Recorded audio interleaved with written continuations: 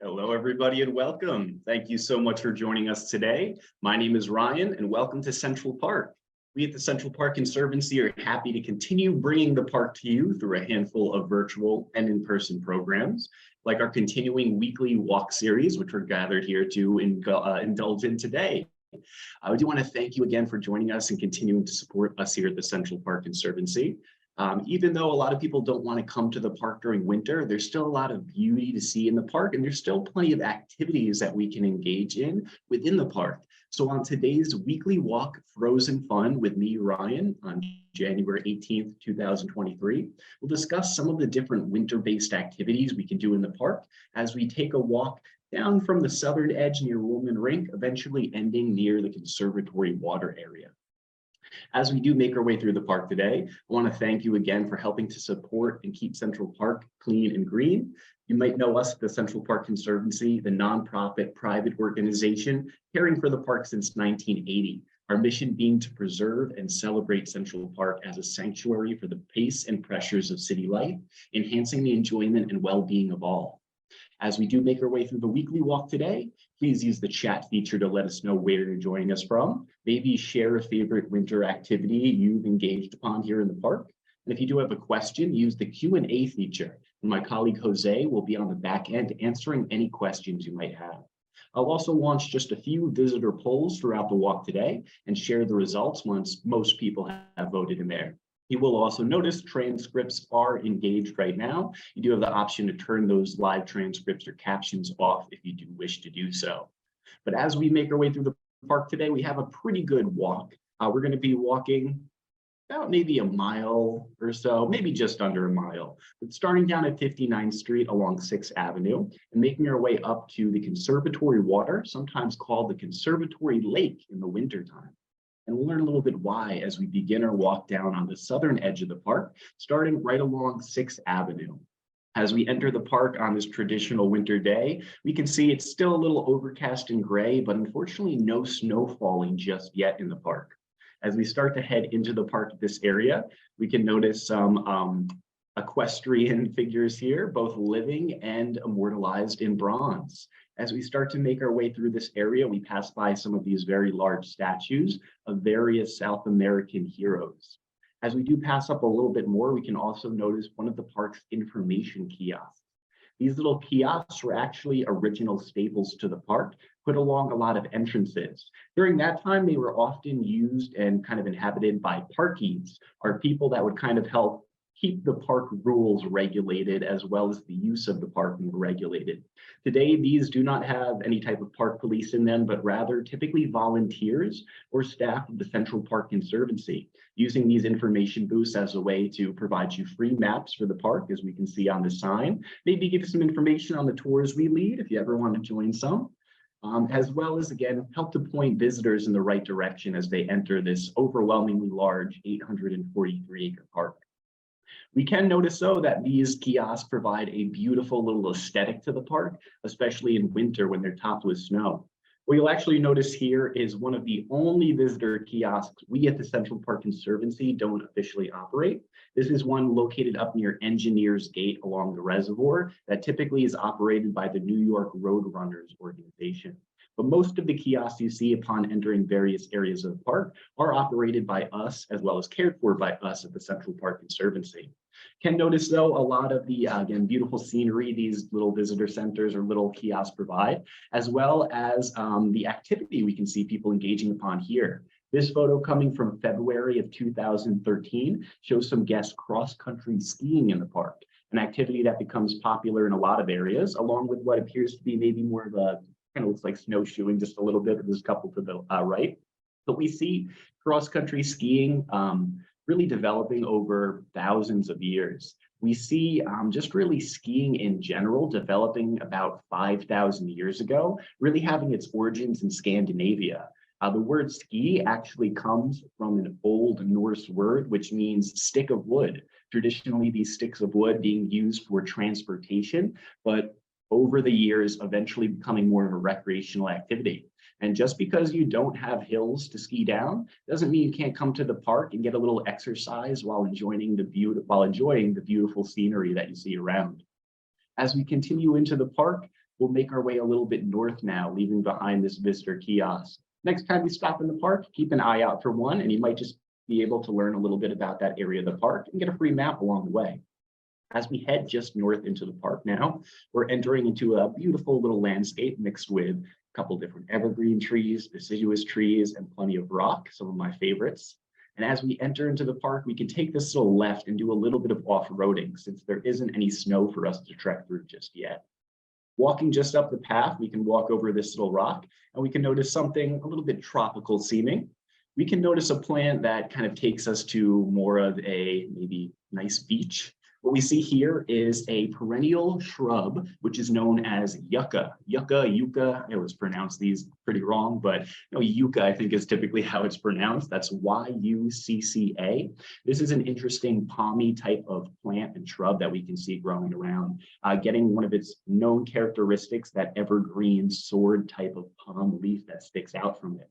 You can sort of notice as we come a little closer, actually can't really notice from this photo, but in the center of them, they often flower during the appropriate season. But they do provide us a look to a warmer climate over here. These plants are typically native to more of the hot and dry parts of the Americas. So you will find them in various parts of the United States, but especially down in South America. And one of the reasons these more warm weather plants exist here is because where we're entering the park on 6th Avenue is also known as the Avenue of the Americas, helping to honor some of our South American neighbors just down there, as we learn with a few of those statues that exist in the area, as well as the official naming of the Avenue of Americas occurring in the mid-20th century. As we do continue past those warm weather plants, though, we'll snap back to our chillier New York climate. And as we come up here, it is a little cold, but we're not really experiencing snow just yet, as we can clearly see from the very bare Copcot, one of the park's many rustic structures. One rustic structure existed up here for quite some time in the original park's design, but like many of the wooden features, deteriorated and was taken down over time. Copcot that we see here would be replaced around 1984. 1984, this coming to be this viney, shrubby little cot, providing a beautiful look no matter the season, but a favorite of mine being during the winter. Like a photo we can see from just what feels like just the other day, but was about 3 years ago at this point, back in 2020. We can see a snow-covered Copcot, and I love seeing the contrast with the snow-covered wood along the top of this. That beautiful kind of geometric frame is certainly a favorite of mine during all seasons, but that kind of white snow adds a little bit something extra. As we step into it today, we can see a pretty bare opening, those vines that'll eventually weed out during the warmer months and create a nice shady area for us to enjoy. But during the winter, allowing whatever light or sun there is to pass through helps warm us up a little bit. And as we start to look out from this area, we can really think about where it got its name from. Copcot gets its name from kind of a Scottish term that loosely means little house on the crest of the hill. We do see, of course, this getting its name from its little rocky location sitting just up here along the hillside.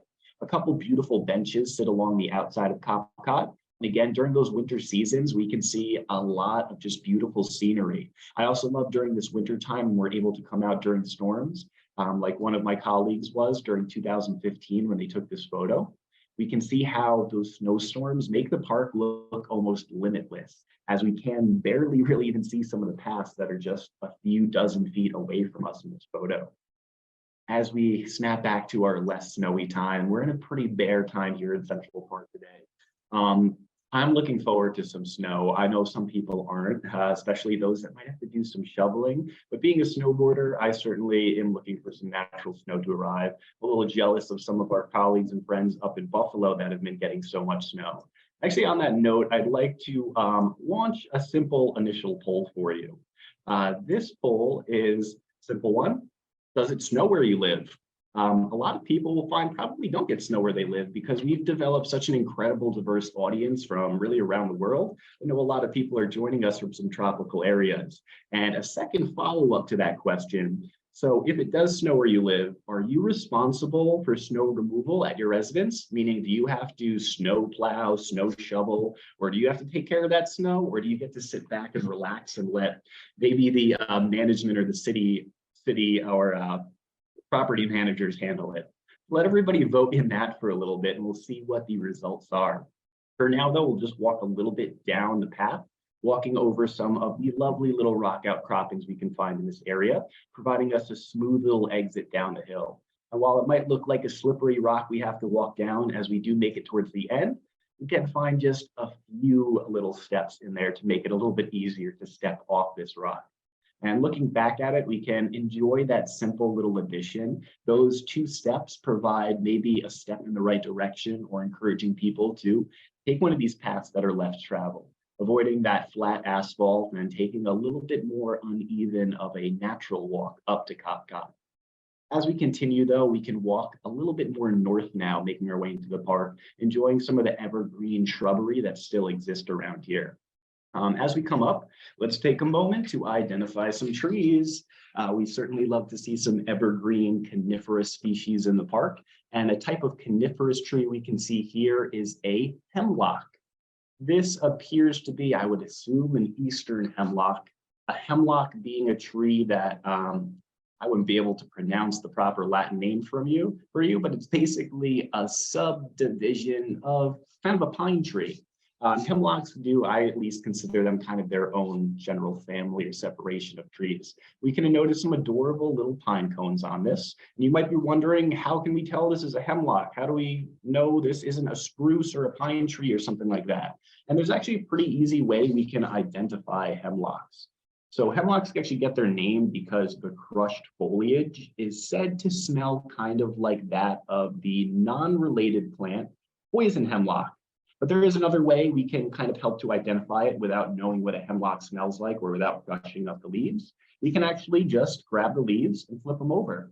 What we tend to notice on hemlocks are 2 white lines or strips that form on the bottom of the leaf or the needle.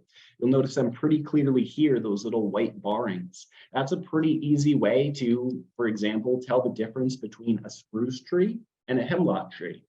So here's a quick and easy little identification tip you can use during the winter months if you encounter a hemlock.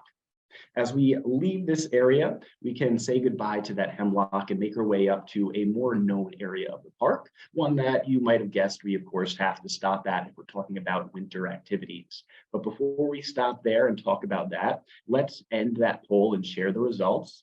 And we can see that actually it looks like we have about 90% of people joining us today living in an area where it does snow, about 11% not.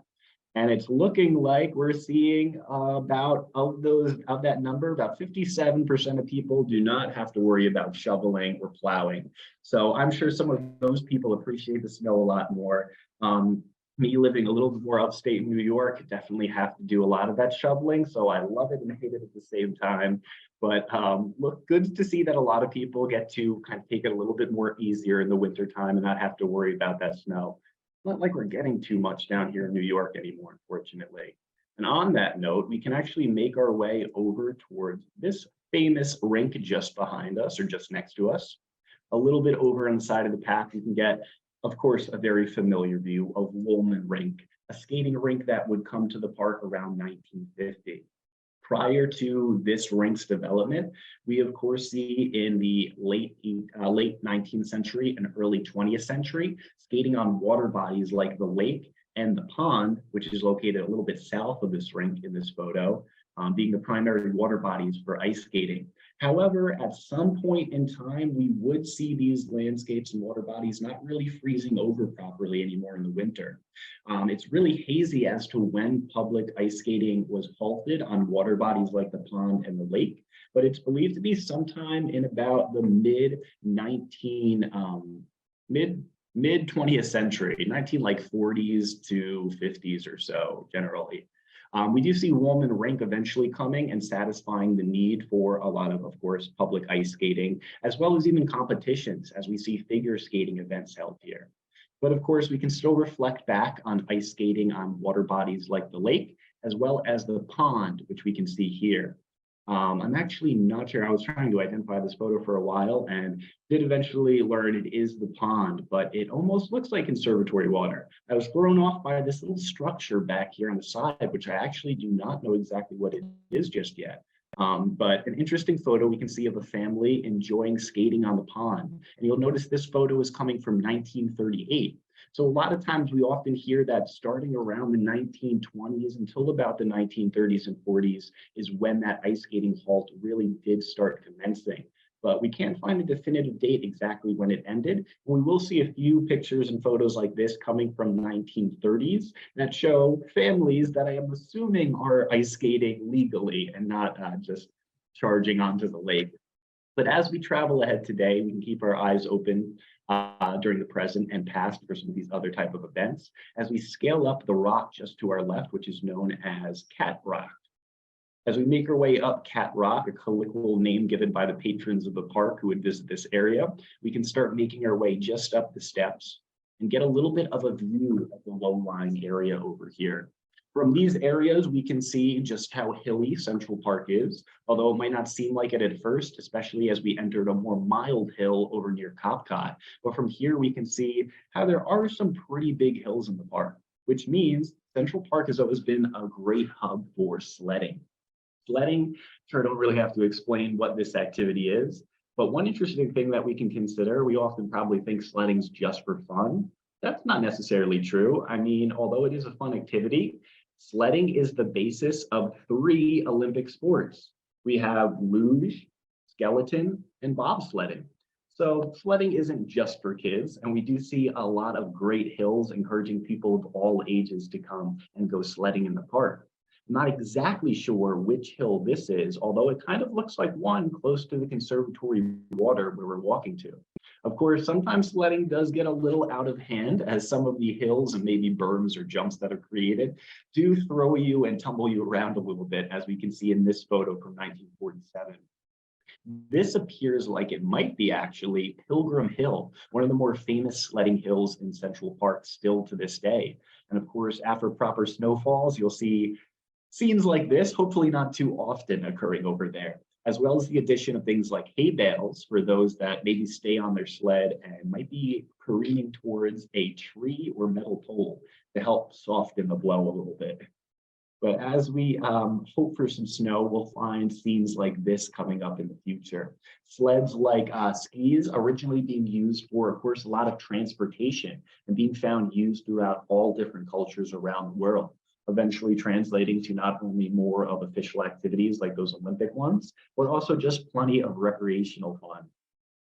And what we can also see from, of course, plenty of photos, and even modern day, if you come into the park on a snowy day, is that sledding is not reserved just for children, but rather for everybody of all ages, as we can see with this woman here in her fur coat going sledding somewhere in the park. As we do continue along on our walk today, we'll make our way just a little bit up to the north, heading towards Conservatory Water. As we make our way wrapping up this side area parallel to the mall, we can from afar notice Balto just over to the east of our walking location.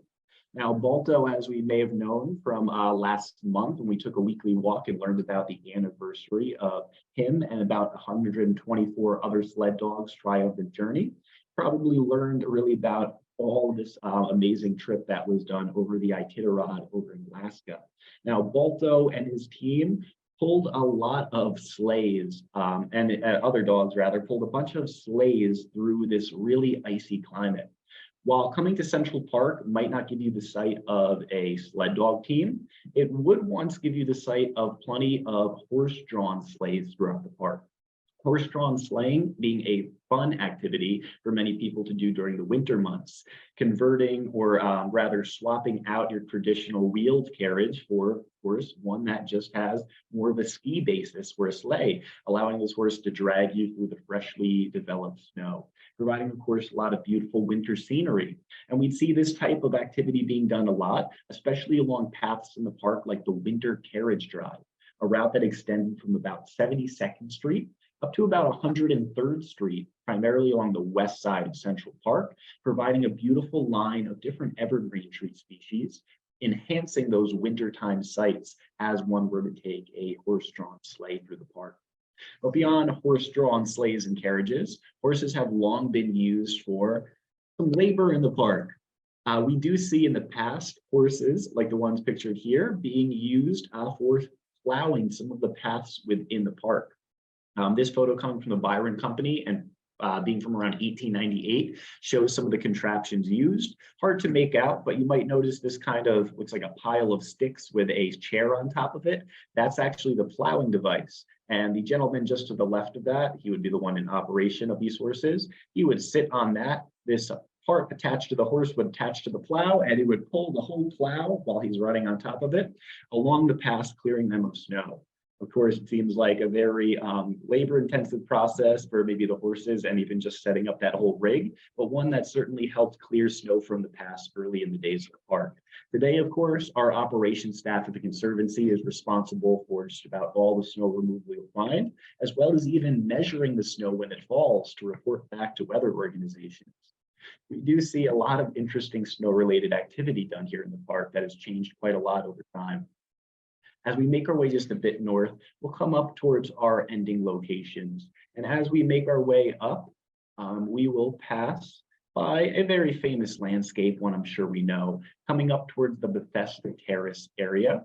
We can take a little look over this railing, and we can see the Bethesda Fountain area located just below it. As we look over here, we can see not only the Angel of the Waters, but of course, the lake. The lake being one of the more famous landscapes in Central Park, as it was the first landscape constructed back around 1858 and finished by 1859 for people to go ice skating on. It would be listed in the original plan as the ice skating area. So we do see this lake serving a very wintertime use here in the park. Of course, like we learned before, skating on water bodies like this would halt sometime during the mid-20th century. Still hazy exactly when, but we do see water bodies like this not properly freezing over like they would anymore. Even though they were lowered to a lower depth than they're usually kept at in the summer months, we'd see the warming climate here in New York, especially due to all the industrialization, leading to these water bodies not properly freezing over anymore. As we do see that halt occurring, we don't see ice skating there, but we'll see another area that would help people ice skate before Woolman Rink would come to be, once the water bodies started kind of melting over a little bit or warming up. As we walk through one of my favorite little areas of the park, this little path that takes us through some beautiful evergreen trees and along some nice benches, we almost get the feeling like we're in the middle of nowhere, almost like the feeling like we might be ambushed by snowballs, if there were any snow on the ground at least, because of course snowball fights, much like sledding, are an activity that transfers cultures and have existed for quite some time. Really just being a way for a lot of people to take the edge off. We would see plenty of accounts even in Civil War journals about various snowy battle areas that soldiers would use to have a little bit of a snowball fight amongst their army and divisions. To kind of loosen tensions a little bit. And we see another activity like this being one that kids and adults engage upon. Even famous movies have incorporated snowball fights into their scenes, like some of you might remember the movie Elf, which features a snowball scene fight down in the southern end of the park near Pine Bank Arch. But of course, this is an activity that has transcended time and of course still remains popular today. You can see this photo in 1938 of a snowball fight occurring. I love that shot with the already impacted snowball creating the nice cloud. And of course, snowball fights occurring all over the park. This looks like a snowball fight I would be most interested to be a part of because it appears that this is happening inside the Central Park Zoo. What we see actually behind in this photo is the sea lion enclosure, as well as in the far, far back, we can see some of the windows and the building of the arsenal down near about 63rd Street and 5th Avenue. But this Central Park Zoo snowball fight looks like a fun one, spending a little time in here and then maybe eventually warming up in some of the exhibit areas. As we come back to our present, not so snowy landscape, we don't have to worry about getting struck with a snowball over here since there isn't any snow just yet here in New York, but making our way just a little bit up the path, we can hope for snow as we pass through Trefoil Arch and come to what will be our ending location for the tour today. Now, as we do make our way down and learn about just a little bit more of an activity that can occur in the park, I'd like to just share the, actually, I'll wait just a moment and share the poll. First, we're distracted by something that flies into view. Now, as we walk through Trefoil Arch, suddenly something swoops down right next to us. And glancing over, we can see a beautiful red-tailed hawk as it appears to be. Pulling up a blurry close-up of the hawk, which is striking a wonderful pose here, we can see one of the park's many raptors or birds of prey. Birds of prey being different types of hawks, falcons, eagles, kestrels, a lot of owls and other birds that are eating other animals or birds.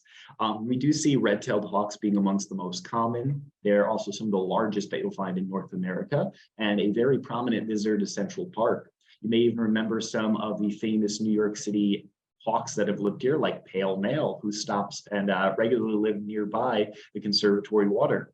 Red-tailed hawks and a lot of birds were once not so active in the park and declining heavily in numbers. Pesticides DDT used to be used for quite some time throughout the United States and still are in some areas of the world. We see DDT being banned in 1972 because of really the adverse environmental effects it was causing and the risk to human health.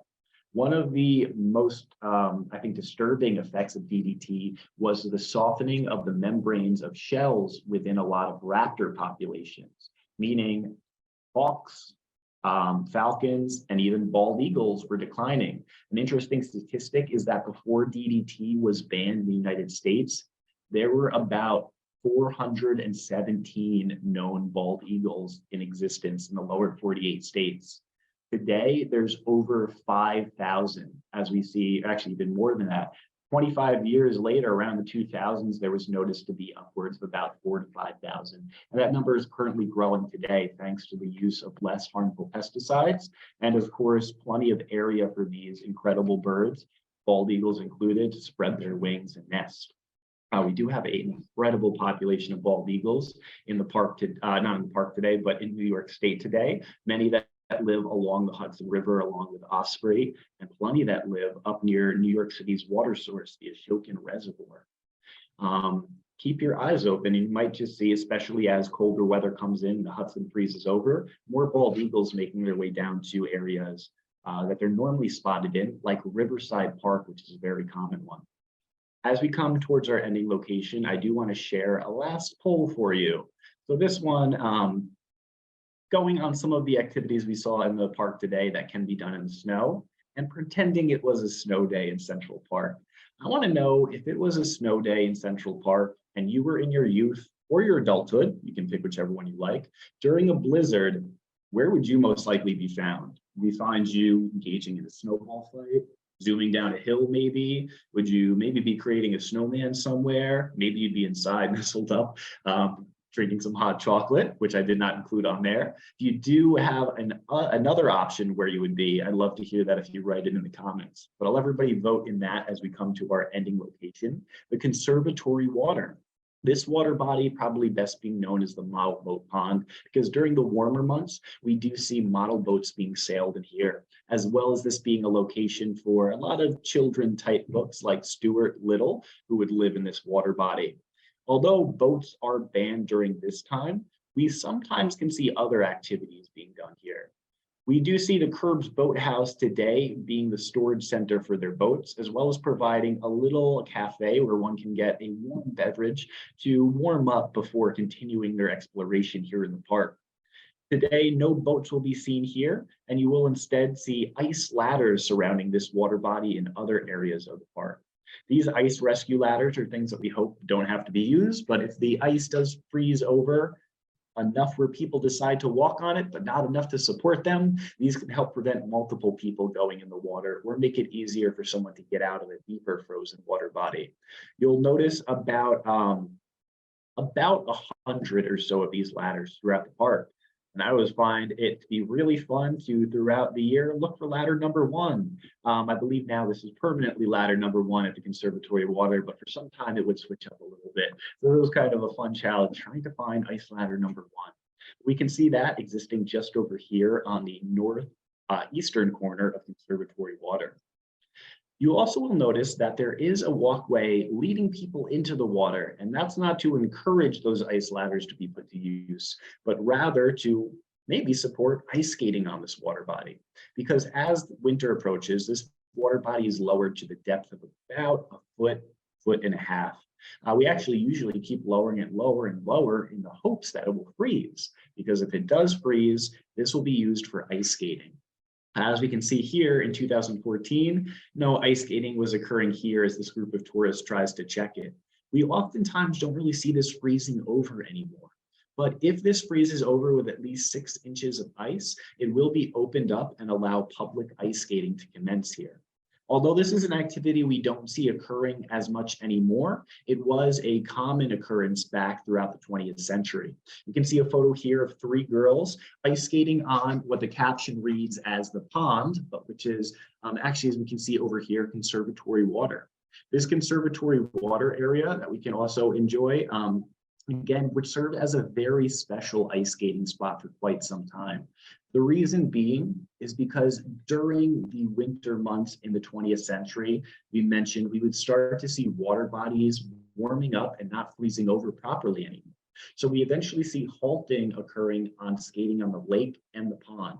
During that 10, 15, 20-year period, people still need to ice skate somewhere. So we see the conservatory water, or the conservatory lake, as it's often referred to, being a central hub for people to go ice skating. Just regular public ice skating, as well as other events. And we can see a favorite photo that I noticed of this gentleman who is laying down to get just the perfect shot of an ice skater zooming by here in January 20th of 1940. It was amazing to think too, just about 80 years ago during this time, we were getting a very frozen over lake, and now we are getting nothing close. We're getting 50-degree days of weather. So we can see, of course, a lot of change in a very finite period of time. Looking over, of course, this area today, we see 80 years later, it is very warm. People are wearing a long sleeve shirt, no jackets. We're getting 50-degree days. So we're seeing a lot of impact from the growing industrialization, city, and just humans' impact on these landscapes. One that is noticeable in even a lifetime.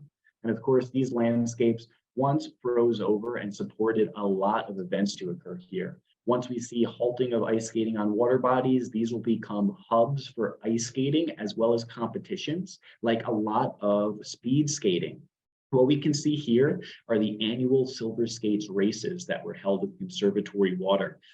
This is a photo from 1934, but we'd see throughout the 30s and 40s, this being a very useful hub for ice skating activities in the park when, again, lakes were not freezing over anymore. This photo comes from the New York Times, and there was said to be about 25,000 spectators gathered during this. This photo coming being taken on February 10th, 1934. But a really amazing look into this rink that rarely gets ice skating anymore. Of course, as we see the park warming up, we don't see this freezing over like it does in this photo. Today, I think the last time we really saw ice skating occurring was back in 2015. But hopefully we'll get some cold snaps, and hopefully ice skating will return to the park. But for now, we can reflect on the historic use of these areas.